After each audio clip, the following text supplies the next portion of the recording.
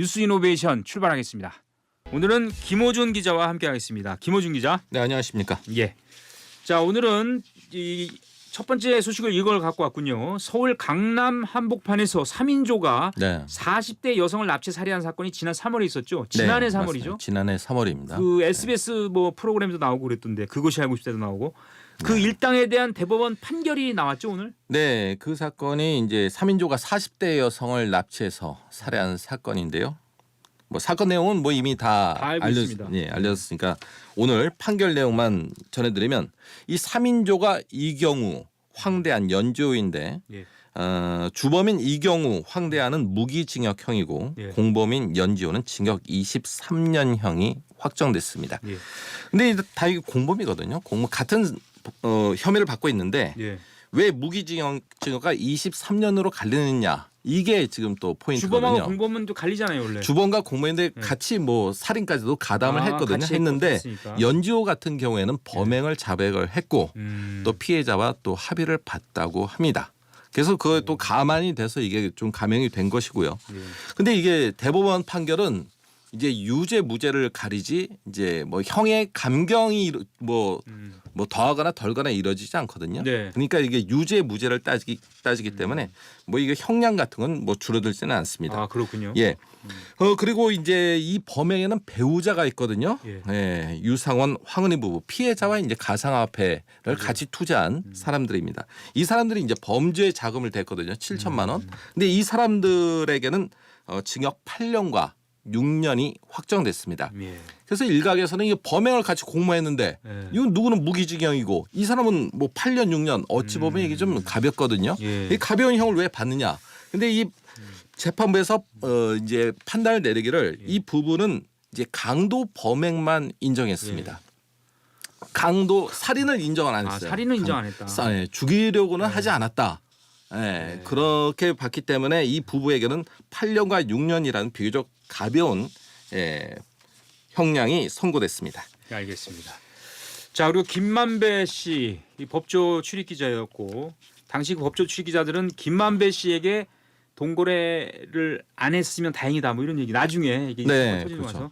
근데 이제 금품을 수수한 의혹을 받는 전직 언론인 2명이 이제 결국에 신병 확보 대상이 됐군요. 네, 저도 이게 김만배 씨와 이제 같은 시기에 이제 출입을 했었는데 저는 뭐 돈 빌릴 일이 없어서요. 빌려준 거 아닙니까? 그런 건 아니죠. 네, 이게 대장동 개발 사업과 관련해서 이제 혐의를 받는 언론인이 원래는 3명이에요. 네, 원래는 3명인데 오늘 이제 구속영장에 청구된 사람은 한겨레 신문 부국장을 지낸 이제 성모 씨와 중앙일보 간부를 지낸 조모 씨 이 2명입니다. 이들이 아무래도 돈을 받은 이유는 이제 대장동 개발 사업과 관련해서 비판 기사를 막아야 되고 그다음에 또 대장동 개발 사업과 유리한 기사를 써달라 이런 청탁을 받았기 때문에 이제 돈을 받은 건데요. 석 씨는 뭐 김만배 씨로부터 받은 게 뭐 8억 9천만 원, 조 씨는 2억 100만 원 정도입니다. 그리고 이제 또 다른 혐의를 받는 사람이 있죠. 근데 이 분은 이제 며칠 전에 이제 숨진 채 발견됐습니다. 한국일보 출신 모 기자입니다. 예, 이게 석 씨, 조 씨 하니까 저희는 또 다 알게 됩니다. 이렇게 이니셜이 아니라서. 자 끝으로 말이죠. 간단하게 전해주시죠. 축구 선수 황의조 씨 불구속 기소됐군요. 네, 서울지방검찰청이 오늘 황의조 씨를 성폭력 처벌법 위반 혐의로 불구속 기소했습니다. 구속되지 않은 게 그냥 다행입니다. 재판에 넘겼다는 얘기거든요. 지금 이제 황 씨 불법 촬영 피해자는 이제 2명인 것으로 이제 조사됐는데 황 씨의 혐의가 지금 상대방 동의 없이 이제 불법 촬영한 혐의 아니겠습니까? 그리고 또 다른 혐의가 있어요. 이제 이 사건이 불거지면서 황 씨가 피해자 신상 관련 정보를 공개한 혐의가 있는데 그래서 2차 가해 혐의로도 이제 조사를 받았는데 이 부분에 대해서는 혐의 없음으로 처분됐습니다. 알겠습니다. 오늘 여기까지 하도록 하겠습니다. 지금까지 김호준 기자였습니다. 자 다음은 친절한 외통수 시간입니다. 전영신 외교통일 전문기자와 함께하겠습니다. 안녕하십니까? 네, 안녕하십니까? 네, 오늘은 어떤 주제를 갖고 왔습니까? 네, 미국 워싱턴에서 개최되고 있는 나토 북대서양 조약기구 75주년 정상회의 얘기를 해볼까 합니다. 네, 나토는 이제 북미 그다음에 유럽의 서방 지역 국가들의 모임인데 자 지난 시간에도 얘기해 주셨습니다만 우리나라 입장에서도 나토 회의가 상당히 의미가 있습니까? 예. 자, 일단 먼저 나토가 무엇인지부터 좀 정확히 예, 알아야겠죠. 저는 압니다만. 예, 예. North Atlantic Treaty Organization, 말 그대로 북대서양 조약 기구죠. 미국과 캐나다 그리고 유럽 국가들의 군사 동맹이라고 할 수 있습니다. 2차 대전 직후에 소련이 동유럽으로 급속히 팽창을 하면서 이것을 막기 위해서 1949년에 조약이 체결돼서 출범했습니다. 최초 가맹국은 미국, 영국, 프랑스, 이탈리아, 베네룩스 3국 등 12개국을 시작으로 지금은 32개국이 참여하고 있는데요. 이 소련이 붕괴한 이후에 폴란드, 루마니아와 같은 옛 동구권 소련 위성 국가들도 가입을 했고 또 러시아와 접경에 있는 스웨덴, 핀란드 중립국이잖아요. 네. 여기도 러시아의 우크라이나 침공을 계기로 가입을 했습니다. 우크라이나는 가입을 희망하고 있는데 지금 못하고 있는 상태고요. 그러니까 나토가 세계 최대의 군사 동맹이고 그중에 이제 한 회원국이 공격을 받으면 자동 개입, 다른 회원국들이 자동 자동으로? 참전을 하게 돼 있어서 우크라이나가 회원국 승인을 받지 못하는 이유도 여기에 있다고 볼 수가 있겠죠. 자칫 이 전쟁에 휘말릴 수 있다는 판단이 있을 테니까요. 나토가 지금껏 군사력을 행한 적은 없습니다. 그래서 말만 많고 행동하지 않는다 이런 조롱을 받기도 했고요. 어쨌든 나토는 러시아의 우크라이나 침공 이후에 결속력이 강해졌고 회원국도 확대가 되고 있습니다. 우크라이나가 지정학적으로 서유럽하고 연결이 돼 있어서 우크라이나가 무너지면 그 자국의 안보도 장담할 수 없는 상황에 놓이게 되기 때문인데요. 네. 나토는 아예 북대서양에서 확대를 해서 지금 인도 태평양 지역으로까지 확대하려는 움직임이 있습니다. 그래서 우리나라도 IP4, 일본, 호주, 뉴질랜드와 함께 3년 연속으로 지금 나토에 초대가 돼서 참석을 하고 있죠. 이거는 나토의 준회원국 수준의 파트너로서 회담을 정례화하기 위한 일종의 제도화 과정이라고 볼 수가 있고요. 올해는 인태적 파트너 국가 4개국 정상이 만나서 새로운 합의문을 발표할 예정입니다. 나토와의 협력 제도화와 관련된 내용이 담길 걸로 보입니다만은 또 중국과 러시아가 나토 확장에 또 반발하고 있기 때문에 우리로서는 또 이들과의 관계 설정이 항상 숙제가 되고 있습니다. 예. 우크라이나가 이제 회원국은 아닌데 나토의 지원 문제가 화두가 되고 있는데 많은 국가들이 한국이 러시아에 대해서는 어떤 입장을 취할지 또 우크라이나 무기 지원 문제는 어떻게 결론이 날지 여기에 주목하고 있죠. 그렇죠. 지난달 19일에 푸틴 러시아 대통령 평양에서 김정은 북한 국무위원장 만나서 군사 동맹 복원을 했는데 여기에 대해서 우리 정부가 우크라이나 무기 지원 문제를 재검토할 예정이다 이렇게 또 입장을 냈어요. 러시아가 또 여기에 크게 반발을 했었고요. 자, 그러면 여기서 우리가 이번 나토 회의에 참석을 해서 어떤 선택을 할 수 있을 것인가? 크게 세 가지 선택지가 있어 보입니다. 첫 번째는 직접적으로 무기를 지원하는 방법, 두 번째는 우회 수출하는 방법이 있기는 해요. 근데 이 두 가지는 나토의 요구에 적극적으로 부응하는 측면이 있지만 또 러시아가 상당히 반발이 예상되는 지점이죠. 그래서 마지막 세 번째, 아마도 이게 이제 우리로서는 가장 국익적인 측면에서 효율적이지 않을까 생각이 되는데 폴란드와 같은 우크라이나 우방에 그동안 수출했던 이 무기를 재수출을 허가하는 겁니다. 그러면 이 무기들이 폴란드를 거쳐서 우크라이나로 가겠죠. 우리나라가 작년에 한국산 부품이 포함된 자주포의 재수출을 허가한 사례도 있기 때문에 이건 러시아하고 척을 지지 않으면서도 또 우크라이나를 지원할 수 있는 어떤 해법으로 볼 수 있겠습니다. 예. 지금 얘기를 쭉 들어보면 나토 동맹국들이 이번에 우크라이나에 대한 대규모 지원을 하게 되는 게 아닐까 이런 관측이 나올 수 있잖아요. 예, 지원을 하게 됩니다. 나토 됩니까? 정상회의 회원국 정상들이 현지 시간으로 어제 공동 성명을 채택을 했습니다. 북한과 러시아의 군사협력 강화의 우려를 나타내면서 북한이 러시아에 포탄과 탄도미사일을 수출하는 걸 규탄을 했습니다. 자, 그러면서 미국산 F-16 전투기 수십여 대를 우크라이나에 기증을 했고요. 나오는 얘기는 뭐 80여 대 기증 얘기도 있습니다. 그리고 연간 400억 유로 우리 돈으로 약 60조 원을 지원하겠다 이렇게 약속을 했어요. 근데 여기엔 미 대선이라는 변수가 또 있습니다. 도널드 트럼프 대통령이 당선 가능성이 높다는 전망이 나오고 있는 상황에서 미국이 이번 회의에서 뭐 얼마를 지원하겠다 이렇게 약속을 해도 트럼프 전 대통령 같은 경우에는 나토에 대한 지원을 상당히 부담으로 여겨왔잖아요. 그래서 약속이 지켜질지 이건 또 미지수입니다. 예. 지난달 27일에 미국 대선 후보 TV 토론 이후에 바이든 현 대통령이죠. 고령 논란이 부각돼 있는데 후보 교체론이 지금 계속 나오고 있습니까? 그렇죠. 대선 후보 TV 토론에서 어눌한 말투 또 인지력에 문제가 있음을 드러내면서 바이든 대통령이 트럼프 후보에게 일단 TV 토론에서는 완패했다 예. 이런 평가를 받았죠. 그래서 바이든 대통령이 사퇴해야 된다는 사퇴론이 보물처럼 쏟아졌는데 이런 이제 사퇴론을 다룬 기사 댓글에 이런 댓글이 있었어요. 바이든 대통령한테 그렇게 하지 말아라. 이건 노인학대다. 이렇게 예. 이런 댓글이 달리기도 했어요. 예. 실제로 지지율도 30%대로 떨어졌고 후보직을 내놓으라는 요구가 쏟아졌고요. 예. 바이든 대통령은 정치 인생 최대 위기를 맞고 있지만 하차에 대해서는 또 완강히 부인을 하고 있습니다. 그래서 바이든 대통령 입장에서는 이번 나토 회의가 자신에 대한 논란을 반전시켜야 되는 그런 무대이기도 합니다. 그렇죠. 자, 트럼프의 재집권 가능성이 높아진다면 이번 나토 회의에서도 일부 회원국들이 트럼프 전 대통령에게 잘 보이려는 움직임이 있죠. 예, 있습니다. 지금 노골화되고 있어요. 마러나토라는 신조어가 등장을 했는데요. 이게 뭐냐면은 마러나토, 트럼프의 플로리다주 저택 이름이 마러라고잖아요. 마러라고. 여기에 나토를 합쳐서 만든 마러나토 신조어인데 이게 정치 전문 매체, 미국의 매체예요. 폴리티코가 보도한 내용인데요. 예. 나토 회원국인 발트해 3국, 라트비아, 리투아니아, 에스토니아 이렇게 3국이죠. 예. 여기 국방장관들이 이번 회의에서 그 나토 회원국의 방위비 증액을 요구를 하고 또 골프 용어를 사용하면서 트럼프 맞춤형 메시지를 내놓고 있다. 즉 트럼프에게 구애하는 현상, 이걸 마러나토 현상이라고 합니다. 그러니까 트럼프는 방위비 부담 늘려야 된다는 입장 그렇죠. 우리한테도 항상 요구를 했었죠. 또 그가 가장 좋아하는 스포츠가 골프잖아요. 골프죠, 골프. 예. 홀인원. 그래서 예. 한 예로 에스토니아 국방장관이 이제 워싱턴의 한 토론회장에서 나토는 클럽이다. 골프 클럽에서는 요금을 내야 플레이를 할 수 있다. 면서 독일과 같은 다른 나토 회원국들의 방위비 증액을 촉구를 했다고 합니다. 미국의 방위비 압박이 항상 숙제인 우리로서는 이렇게까지 뭐 구애는 하지 않더라도 흐름에 좀 주목을 하지 않을 수가 없죠. 지금 우리 외교부가 한미 방위비 협상을 진행 중이에요. 근데 상당히 속도를 내고 있습니다.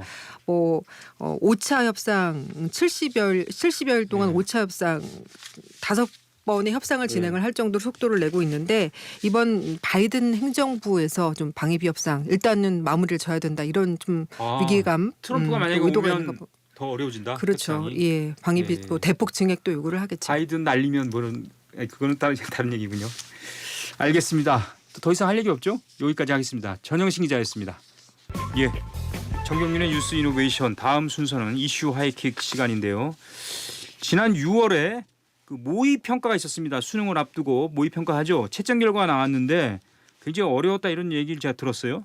그리고 이번 수능도 어려울 것이다 뭐 이런 얘기도 있고 의대 정원이 늘어났기 때문에 반수생이라고도 하고 뭐 여러 말이 있는데 좀 알아보겠습니다. 교육부 주식하는 이우상 기자 나와 있습니다. 안녕하십니까? 네, 안녕하세요.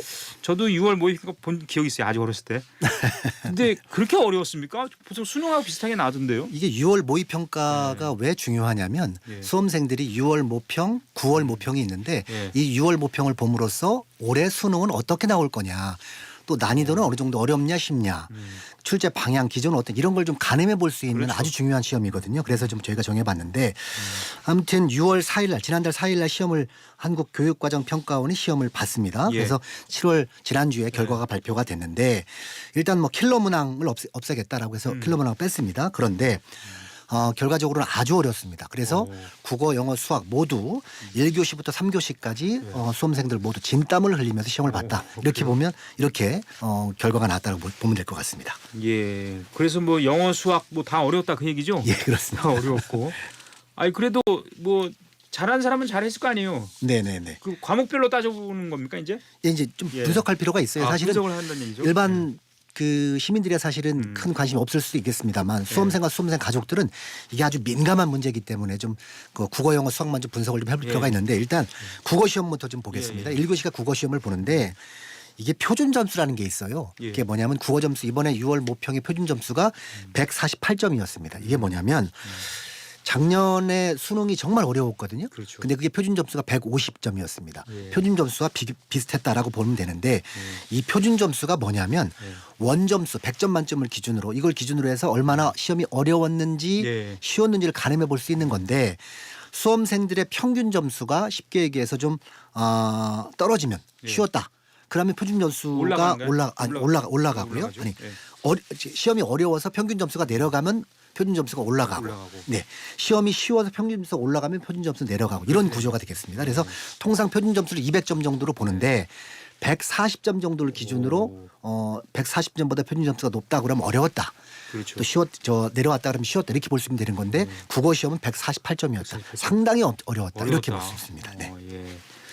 그다음에 국어는 이제 그렇다 치고 더 어렵게 생각하는 게 저 같은 경우 수학인데 그렇죠. 수학은 진짜 어렵겠네요. 그럼 지금 뭐 중고생들 20% 가량이 수포자라고 할 정도로 수학을 포기하는 사람들이 학생들이 많은데 이번 6월 모평 수능이 이제 킬러 문장을 없애겠다고 정부가 이제 공언을 하면서 킬러 문제를 없앴는데 앞서 이제 표준 점수 설명을 드렸었는데요. 수학 표준 점수가 무려 152점이었습니다. 어휴. 작년 수능도 불수능이 엄청 어려웠다고 했는데 148점이었거든요. 그때보다 더 어려웠습니다. 높아졌네요. 그래서 이게 수학 표준 점수 최고점이 2022학년도가 통합 수능이라는 게 도입이 되는데 그때 이후에 모평 다 포함해서 가장 어려웠던 시험이었다. 이렇게 아주 어려웠던 모평이었다. 이렇게 보면 될 것 같습니다. 킬러 문항을 배제했다 이 얘기가 지금 좀 와닿는데 네. 그 영어가 특히 어려웠다 이런 얘기가 또 있군요. 영어는요. 네. 그 이제 절대 평가라는 거를 지난 2018년도에 도입을 했는데 네. 시험을 봐서 90점 이상이면 1등급을 받습니다. 그 80점 이상이면 2등급을 받고요. 그런데 1등급 비율이 불과 1.47%. 아주 극소한 학생들이. 그래서 지난 2018년도에 절대 평가가 영어가 도입이 됐는데 그때 이후로 가장 통틀어서 1등급 비율은 낮은 시험이 이번 시험이었다. 이렇게 보면 될 것 같습니다. 그래서 2020 그 역대 예. 2023학년도 9월 모평이 있었는데 이때 15.97%가 1등급을 맞았었어요. 네. 근데 지금은 1.47% 무려 이게 얼마입니까? 14.5%나 차이가 나는 무척 어려웠다. 네. 그러니까 결국은 수험생들이 그렇죠. 어렵다 보니까 1등급을 못 맞으니까 결국은 사교육 시장으로 내몰릴 수밖에 없는 이런 상황이 돼버린 거죠. 그러니까 영어 시험이 들쭉날쭉 그러니까. 어렵다 쉬웠다 뭐 이렇게 돼버렸다. 이렇게 볼 수 있을 것 같습니다. 그러니까요. 그래서 지금 보니까 킬러 문항 안 내려다가 킬러 문항에 거의 준하는 또 킬러 문항을 냈다 이런 얘기가 있을 네네네. 정도로 만점자 별로 없었겠는데요. 그래도 만점 다 나왔는데요. 그래도 나왔어요. 한 47만여 명이 이제 이번에 시험을 봤는데 6명 정도가 만점을 맞았고요. 재학생이 2명, N수생이 4명 이렇게 6명 정도가 만점을 받았고요. 예. 작년 수능 때 1명 맞았거든요. 예. 이번엔 그래도 좀 이번 모평 때 좀 예. 많이 맞았다 이렇게 볼 수 있을 것 같습니다. 자, 이게 사교육 업체에서 항상 그 분석자를 내지 않습니까? 그렇죠. 어떻게 평가하고 있습니까? 이번 사교육업체에서 어떻게 평가를 하는지 임성호 종로학원 대표의 말 한번 들어보겠습니다. 예. 킬러 문항이 배제되었지만은 전 과목 모두 보면은 변별력이 이렇게 높게 그 수준이 높은 문제들이 출제되고 있다. 상위권 변별력이 크게 확보되고 있으니까 여기에 대한 어떤 그 대비는 해야 된다. 이렇게 메시지가 전달이 된 것 같습니다. 네. 그러니까 이제 올해 수능 어렵게 나올 수 있을 테니까 잘 대비해라 이런 시그널이다 이렇게 이제 설명을 한 건데요. 예. 알겠습니다. 네네. 그러니까 이제 이번 평가를 보면은 불수능이 될 것 같아요. 네. 그렇지 않습니까? 육모만 보면 그렇습니다. 예. 예. 그래서 올해 수능 어떻게 준비를 해야 되는지 네. 수험생들 이목이 집중되고 있는데 다시 한번 임성호 종로학원 대표한테 올해 수능은 어떻게 좀 난이도는 어떻게 절망할 수 있을지 좀 한번 들어보겠습니다. 킬러 문항이 배제됐지만 6월 평가원 때 어렵게 출제되었기 때문에 쉽게 출제될 것이라고 함부로 쉽게 예상하기에는 어렵습니다. 나름 6월 평가원 때처럼 어렵게 준비하는 것이 바람직할 수도 있습니다. 예. 이번엔 또 변수가 있잖아요. 뭐 의대 정원이 늘어났기 때문에 거기도 맞아요. 막 몰리잖아요, 지금. 예, 맞습니다. 그래서 사교육 시장으로 더 내몰리는 거 아니에요? 이게 정부가 사실은 이 그 수험 문제를 킬러 문항 없앴다고 했지만 이렇게 쉽게 얘기해서 킬러 문항보다 더 어려운 배배 꼬인 이런 문항을 하다 보니까 사교육 시장에 의존할 수 없지 않겠습니까? 그렇죠. 수험생들이. 그런데 아직도 정부는 한국교육과정평가원이 6월 모평 결과를 예. 보도자료를 내면서 뭐라고 그랬느냐면 그 공교육 과정을 통해서 충분히 준비할 수 있는 수준에서 출제하도록 할 거고 또 수험생들 사교육에 의존하지 말고 학교 수업을 중심으로 수업 준비를 잘 해라 이렇게 당부를 했어요. 그런데 이렇게 킬러 문항은 없애고 공교육만을 받아도 충분히 풀 수 있다. 이렇게 하는데 실제 수험생들 체감 난이도는 엄청 어려운 거 아니겠습니까? 그러니까 이게 역대급 불수능, 역대급 그렇죠. 뭐 이렇게 계속 나오는 건 그러니까 이제 결국은 사교육 시장으로 정부가 내몬다라는 비판을 피할 수가 없는 거고 결국은 이게 수험생들 학교에서 공교육만으로 준비했다가는 안 되죠. 이거 아주 낭패를 볼 수밖에 없는 문제가 상황이죠. 배배 꼬여 있어서. 그렇죠. 그러니까 결국은 사교육 시장에 내몰릴 수밖에 없는데 이게 한마디로 사교육 시장이 얼마나 활성화되느냐 하면 결국은 킬러 문항을 없애는 이유가 네. 사교육 시장을 줄이고 공교육을 활성화시키기 위해서 하는 거 아니겠습니까? 그런데 학생 수는 계속 감소하고 있습니다. 작년에 통계를 보니까 한 약 7만 명 정도가 학생이 초중고 학생 감소했거든요. 네. 근데 사교육 시장은 오히려 팽창. 부쩍 증가를 했습니다. 네. 이게 그러니까 결국은 이게 수능 킬러 문제는 배제시키고 예. 예측 불가 난이도 또 거기다가 수험생 뭐 그러니까 갈팡질팡할 테고요. 결국은 학원가들만 특수를 누릴 수밖에 특수를 없는 이런 누리고. 구조. 결국 정부가 학원가들의 배를 불려주는 거다. 그럴 이런 수도 꼴이 있네. 돼버렸다. 이렇게 비판을 받고 있는 이런 상황입니다. 예. 강남 학원가에 또 지방에서 올라오는 학생들이 많다 이런 얘기도 있더라고요. 지금 다시 공부하려고. 그렇죠. 예. 많고요. 충청권만 하더라도 KTX를 타고 주말에 서울에 와서 학원가에 가서 과외를 받고 가는 이런 학생들이 비일비재하다라는 게 통상적인. 지금 학교 다니는데 학교를 옮기려고 그러는군요. 예, 그렇죠? 그렇습니다. 네, 네. 알겠습니다. 지금까지 이호상 기자와 함께했습니다. 수고했습니다. 네, 고맙습니다. 다음 순서는 정영석 기자의 백스테이지 시간입니다. 예, 이게 방송 불이 들어오기 전에 한 얘기가 불이 들어오고 나서 무심코 나오는 경우가 있는데 조심해야 될 것 같아요. 정영석 기자. 네, 전 아무 말 안 했습니다. 예, 제 얘기한 겁니다. 네, 2024 프랑스 파리 올림픽 이게 오늘 주제군요. 그렇습니다. 올해로 33회를 맞이하는 파리 올림픽 오는 26일 개막을 하니까 꼭 보름 정도 남았네요. 예. 예. 3주 전부터 백스테이지 시간에 불자 국가대표 선수들을 중심으로 올림픽 선수들을 소개해드렸잖아요. 그렇죠. 예, 그러니까 오늘도 혹시 이런 연장선에서 하는 거 아니에요? 맞습니다. 그 이틀 전 올림픽 공원 내 올림픽 홀에서 우리 대표 선수단의 결단식이 있었습니다. 이 소식과 함께 불교계의 선수단 응원 소식도 함께 전해드리겠습니다. 네, 올림픽 공원 내 올림픽 홀이 있죠. 거기서 결단식을 항상 했고 이번에도 한덕수 국무총리, 네. 유인촌 문화체육관광부 장관, 이규영 대한체육회장 등이 참석해서 국가대표 선수들을 격려한 거죠. 결단식에서. 그렇습니다. 선수들 이 무신사 브랜드가 만든 그 벽청색의 수도 단복을 입고 나왔습니다. 가장 중앙에 펜싱의 맏형이죠. 불자 구본길 선수가 자리했고요. 구본길 선수를 중심으로 좌측에는 한덕수 총리, 우측에는 이기흥 대한체육회장이 섰습니다. 한 총리의 격려사가 눈길을 끌었어요. 한 총리가 뭐라고 했냐면 이제 여러분들의 시간이 다가오고 있다. K-팝에서 K-푸드까지 모든 것을 즐기는 외국인들과 당당하게 경쟁하라. 정부는 온 힘을 다해 지원하겠다고 약속했습니다. 이기영 대한체육회장도 한마디 했거든요. 무더위, 음식, 판정 이슈 등 여러 어려움이 따르겠지만 역량과 노력을 아낌없이 발휘해달라. 체육회는 모든 역량을 모아 지원하겠다고 이렇게 말했습니다. 예. 이게 든든하군요. 이런 말 들으면. 정 기자, 네. 우리 선수단의 규모가 확정됐는데 1976년이면 제가 7살 때인데 그때 이후에 최소 규모 선수단이네요. 그렇습니다. 48년 만에 최소 규모인데 예. 이 우리 선수단은 262명으로 최종 확정이 됐습니다. 22개 종목에 출전하는데 선수는 144명, 지도자는 118명입니다. 예. 여자 핸드볼을 제외하고 축구, 야구, 농구, 배구 이런 인기 있는 단체 구기 종목들에서 예선전에서 줄줄이 탈락하면서 선수단 규모가 확 줄어든 겁니다. 그렇죠. 이 축구는 11명이고 농구 5명, 야구도 많잖아요. 뭐 예. 그 출전 스타팅 멤버를 빼고도 후보들도 많으니까. 엄청나니까 확 줄어든 거죠. 안타깝습니다. 이게 참 제가 좋아하는 종목들인데 이번에 다 안 나오네요. 개막일이 26일인데 네. 이것도 주목할 만한 부분이에요. 하계 올림픽 역사상 최초로 이 개막식이 메인 스타디움이 아니라 물가에서 한다는 얘기인가요? 맞습니다. 물가? 수변 물가.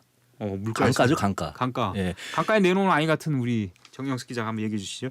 네. 예. 그 파리에서 100년 만에 하계 올림픽이 열리는 그런 대회인데 예.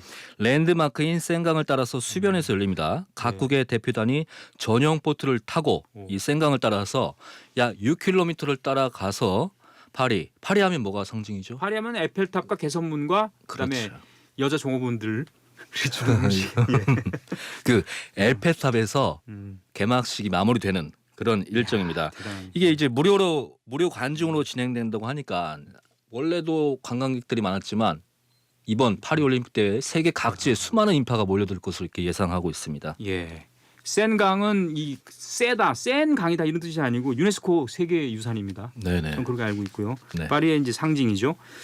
어쨌든 기대가 되고요. 파리 길상사 우리 한국 사찰 길상사도 요 경기장에 있습니다. 경기도 카누 경기장 그 근처에 있습니다. 조정 경기장. 조정 경기 카누 경기장 예, 근처에 예, 있고 예. 그리고 혜원 스님도 아마 오실 것 같은데요. 이 방송을 듣고 계실 수도 있겠네요. 혜원 지금은 스님께서. 주무실 것 같은데요. 시차 때문에. 시차? 어쨌든 예, 예. 예. 자 조계종 총무원장 진우 스님이 어제 올림픽 선수단을 직접 격려했죠. 그렇습니다. 한국 종교 지도자 협의회 이 한국 종교 지도자 협의회 종지협이라고 불리는데 예. 불교, 개신교, 천주교 이렇게 7대 종단 수장들이 참여하는 그런 단체입니다. 이 조계종 총무원장 진우 스님이 종지협 공동 대표 의장을 맡고 있는데 장재근 예. 잘 아시죠? 잘 알죠. 예. 매일 108배 한다고 들었습니다. 이 선수총장을 맡고 있어요. 예. 진천 선수총장. 예. 이 장재근 총장의 안내에 따라서 양궁과 배드민턴, 탁구 훈련장 등을 방문을 했습니다. 특히 양궁 훈련장을 찾은 진우 스님은 올림픽에서 양궁은 효자 종목이었다. 기술도 중요하지만 예. 무엇보다도 우선 마음이 안정돼야 실력이 나온다면서 마음의 평온, 안정 등을 강조했습니다. 이 진우 스님의 말씀을 직접 들어보겠습니다. 예. 가장 중요한 건 멘탈이잖아. 예, 정신적인 마음이 안정돼야 평소에 갖고 왔던 실력이 그대로 나온단 말이지. 오늘 여러분들에게 그런 우리 종교 수장님들의 정신적인 기운을 여러분들에게 전달하러 이렇게 왔습니다. 네. 진우 스님이 이제 펜싱의 구본길, 그다음에 양궁의 김재덕 선수와는 따로 만났어요. 예. 이 두 선수에게 단주를 선물로 전달했습니다. 김재덕 선수는 어렸을 때부터 할머니를 따라서 절에 많이 가고 예. 절도 많이 올렸다고 해요. 예. 직접 한번 들어보시죠. 옛날에 많이 기도를 했어요. 할머니 따라서 절도 많이 하고 그러면서 또 이제 스님들께서 오셔가지고 응원해 주시니까 마음 편안한 것 같고 좋은 것 같습니다. 앞으로 파리올림픽 남은 기간 준비 잘해서 좋은 모습 보여드리도록 하겠습니다. 예. 그리고 지난 3일이었죠. 충북 진천 선수촌 법당에서 파리올림픽 선진을 기원하는 또 법회가 봉행됐어요. 그렇습니다. 여기에는 이제 조계종 포교원장 선업 스님이 함께를 했는데 시간이 짧아서 선수들의 목소리를 듣는 게 중요한 것 같아요. 예. 이혜경 유도 국가대표와 김수현 역도 국가대표의 말을 한번 예. 차례로 들어보시죠. 이제 부모님이 불자셔서 이제 매번 저 때문에 기도를 많이 해주셨는데 이제 선촌에도 법당이 있는 걸 알고 저도 마음의 위안이 되고자 준비한 만큼 결과로 돌아올 수 있게 국민들의 응원에 부응할 수 있도록 최선을 다해서 경기하고 오겠습니다. 훈련하고 좀 마음 좀 내려놓고 잡고 싶을 때 오고 있습니다. 열심히 준비하고 있고 도쿄 때 받은 그런 많은 관심과 사랑 덕분에 제가 지금까지 잘 버텨서 또 파리도 갈 수 있다고 생각을 했기 때문에 또 제가 할 수 있는 최선을 다해서 좋은 목표 다 도달할 수 있도록 노력하려고 합니다. 예, 저 예전에 우리나라가 올림픽에서 네. 세계 5위 안에 들고 그런 적도 있었거든요. 사실은. 근데 이번에는 목표가 어떻게 됩니까? 목표 예. 금메달 5개 이상을 획득해서 종합순위 15위 안에 든다는 계획이에요. 앞에 도쿄올림픽에서도 금메달 6개 따서 16위를 했거든요. 예. 특히 이제 펜싱, 사격, 양궁 등의 종목에서 금메달을 딸 계획인데 유독 이 메달에서 금메달이 나오고 있어요. 아, 이 지금 얘기한 종목에서. 네, 이게 이 종목들이 특히나 경기력에 있어서 가장 중요한 게 심신의 안정, 정신력이거든요. 예. 특히 또 이 종목에 불자 선수들이 골고루 포진해 있습니다. 그래서 이번 올림픽 대회 우리 불자 선수들의 활약이 선수단 분위기를 이끌 것으로 보여요. 예. 우리 선수단은 종목 일정에 맞춰서 차례로 파리행 비행기에 오르는데 가장 먼저 내일입니다. 배드민턴, 사격, 복싱 종목의 선수들이 출국 행렬에 스타트를 끊고요. 네. 본지는 20일 이 파리행 비행기에 몸을 실을 예정입니다. 예. 비행기 타면 참 부러워요. 이 기내식이 참 맛있더라고요. 파리 비행기는. 저는 이제 예전 비행기. 10시간이 넘는 비행은 좋습니다. 아주. 좋습니다. 영화도 한 3편 볼 수 있고. 참고로 파리는 저희 우리 한국 시간보다 7시간 늦습니다. 예. 7시간 늦기 때문에 지금 11시겠네요. 예. 오전 11시. 예. 오, 계산을 잘하시네요. 수학을 잘했던 모양이죠. 학교 다닐 때. 지금까지 정영석 기자와 함께 백스테이지를 진행했습니다. 다음은 날씨 오영애 캐스터가 전해드립니다. 장마 전선이 일시적으로 제주도 남쪽으로 남하하면서 당분간 장맛비는 소강 상태를 보이겠지만 내륙 지역 곳곳으로 소나기가 내리는 곳이 있겠고요. 폭염도 이어지겠습니다. 내일 중부지방 가끔 구름 많고 남부지방은 흐린 가운데 오늘부터 토요일까지 제주도에는 가끔 비가 내리겠는데요. 내일은 소강 상태를 보이는 곳이 많겠습니다. 오늘 밤까지 전국 내륙 지역으로 소나기가 내리겠고 내일도 오후부터 밤사이 전국 곳곳으로 소나기가 지나겠습니다. 특히 오늘과 내일 강원 내륙과 산지 그리고 경상권을 중심으로 쌀락 우박이 떨어지는 곳도 있어 시설물과 농작물 관리에 유의하셔야겠습니다. 현재 수도권 대부분과 강원 영서, 충북 북부와 경북 북부 내륙 지역으로 폭염주의보가 발효 중입니다. 내일 아침 기온 오늘과 비슷한 서울 대구 23도, 낮 기온은 오늘과 비슷하거나 조금 더 올라서 서울 광주 31도 예상됩니다. 날씨였습니다.